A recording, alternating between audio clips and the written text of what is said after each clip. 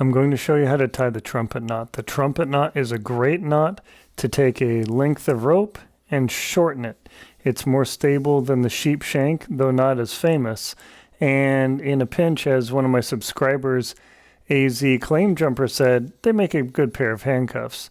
What you do is you make a small loop on the left hand here, and then you take the amount of rope you want to shorten it by, and you make a big old loop here, just like that.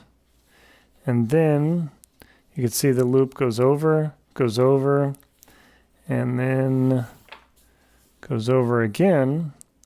And what you're going to do is you're going to stick your fingers through this loop, grab this side of the big loop.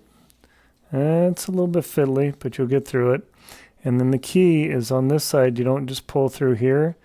You got to flip and twist, and then grab the rope here, and then begin tying and tightening it down. And if you do it right, because I've done plenty of demos and tests where I did it wrong, which was pretty funny in a way, you should end up with what almost looks like a square knot. This is called the trumpet knot.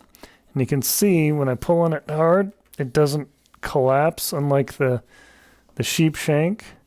So I pull it really hard.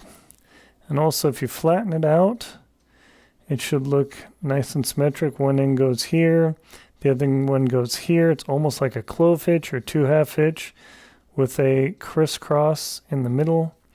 And you can shift it around, and there you go. Knots like this and others are featured in my book, The Most Crucial Knots to Know. Get all sorts of good information, but most importantly, when and where to use the knot. The trumpet knot is a super handy tool, and if you want to do some handcuffs, well, I suppose you could too. Thank you very much for watching. Please check out links below.